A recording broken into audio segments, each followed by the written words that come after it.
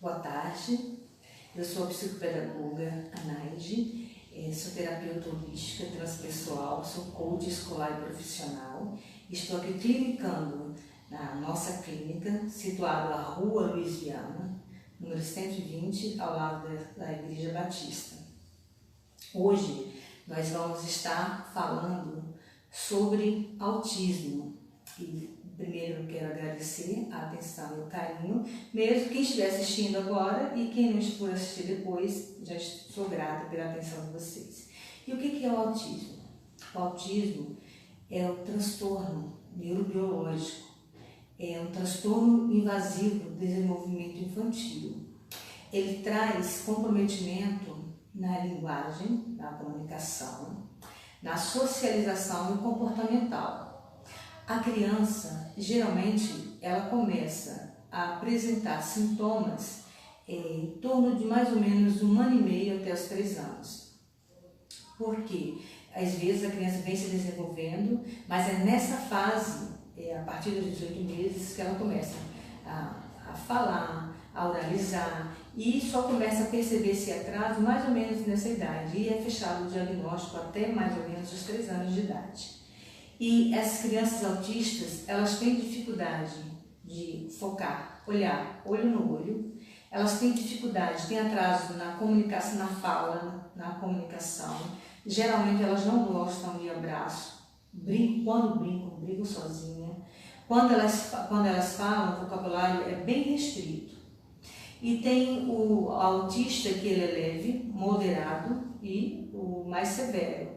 O moderado, ele é até mais difícil de ser diagnosticado. Por quê?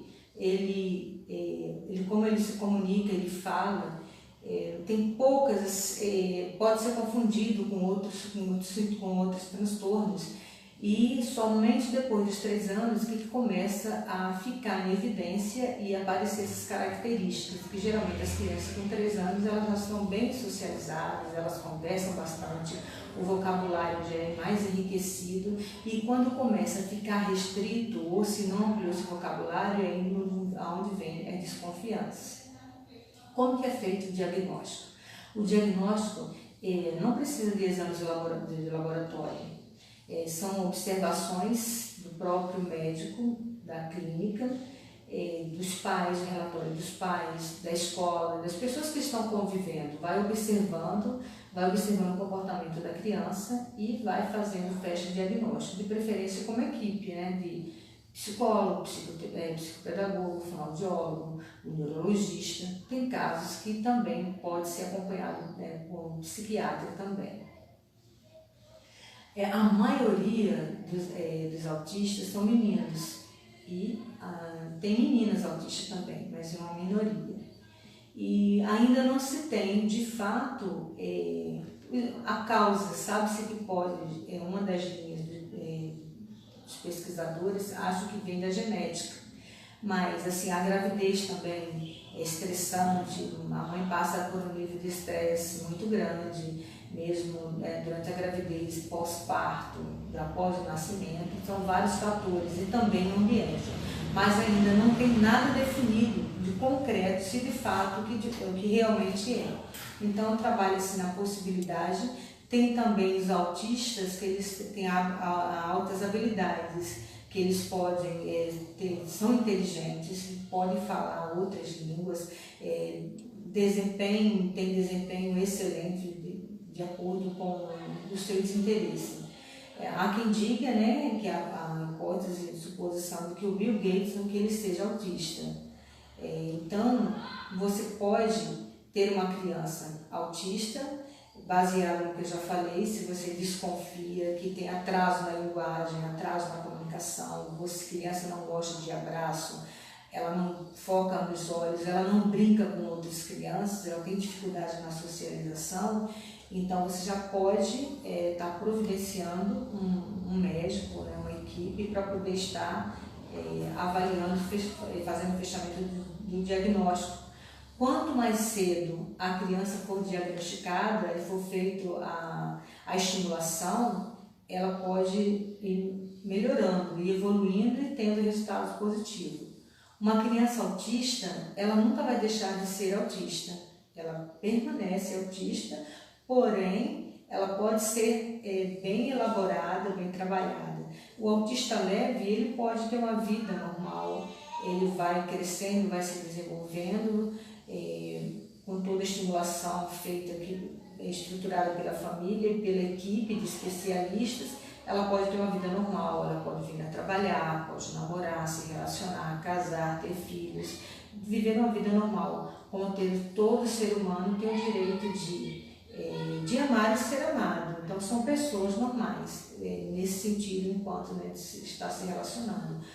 Agora, o autista moderado, o autista severo, aquele que não se comunica, ele não oraliza, aí já fica mais difícil. Essa criança que vai ser o adolescente, o adulto, que vai sempre depender de um membro da família para poder estar ajudando, orientando. São crianças, os autistas, eles não gostam de questão de estar quebrando de rotina. Eles têm dificuldade, eles têm estereotipias. O que é isso? São movimentos. Eles têm a mania de ficar, batem com a mão, eles geralmente têm o hábito de ficar mordem a mão.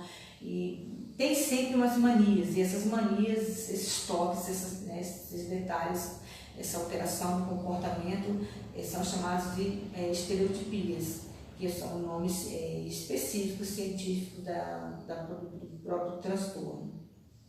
Então, temos baseado nesse síndromes, transtorno do desenvolvimento, invasivo do desenvolvimento infantil, tem também a questão do RET, que é desenvolvido, mas predomina mais das meninas. E as meninas têm dificuldade elas vão se desenvolvendo, mas têm dificuldade na questão da linguagem.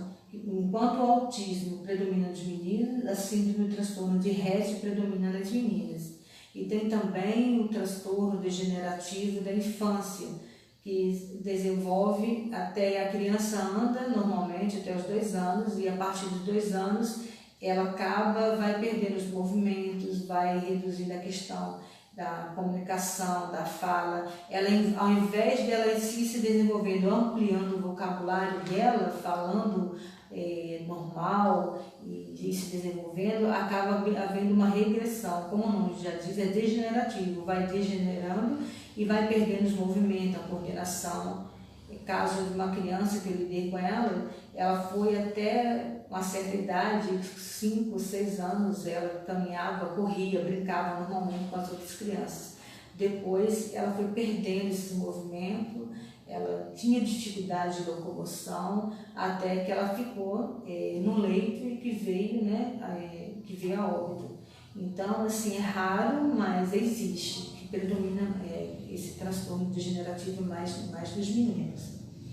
E assim, nessa questão de quanto mais estímulo você fizer, quanto mais você explorar essa criança como um todo, ela vai se desenvolvendo, ela vai ler, vai ter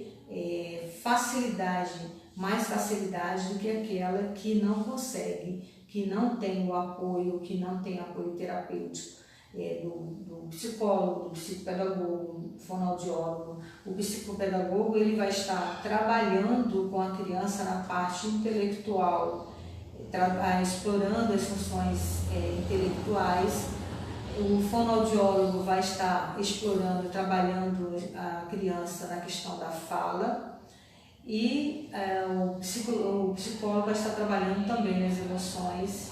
Se tiver alguma coisa neurológica, o neurologista vai estar passando a substância, o psiquiatra, que dependendo, geralmente tem outras comorbidades. O que é isso? É quando o autista ele não tem só o autismo, ele tem o autismo e mais uma outra sintoma, uma outra doença, um outro problema. Então, assim, é associado. E às vezes tem deles que, por exemplo, TOD, que, transtorno opositor. A criança é autista, ela pode ter um transtorno opositor. A criança pode ser autista e ter TDAH. Então, são doenças que formam, que vai somando e que vai, assim, acaba complicando a questão do desenvolvimento da criança. E é de suma importância a criança ter esse suporte e da equipe especialista que também vai estar dando suporte para a família, principalmente para a mãe, para a pessoa que é responsável direto daquela criança ou do adolescente. Então você pode, eles estão amparados por lei para terem nas escolas do ensino regular, no caso de escola pública. Nós temos aí que a Constituição nos garante que uma escola pública de qualidade, e o autista ele tem o direito de um acompanhante. Em alguns lugares o professor titular e tem a professora bidocente, a professora que é responsável por aquela criança com aquele transtorno para estar acompanhando, para estar dando suporte.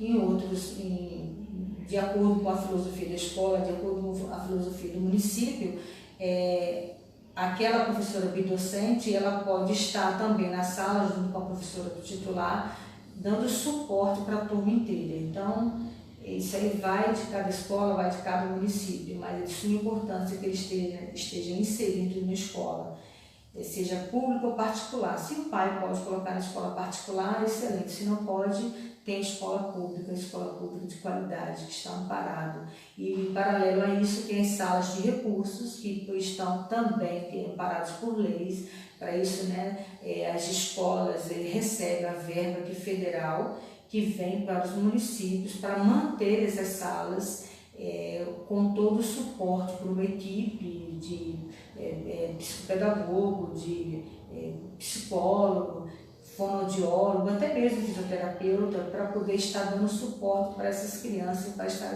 trabalhando no desenvolvimento das mesmas. Então é de suma importância.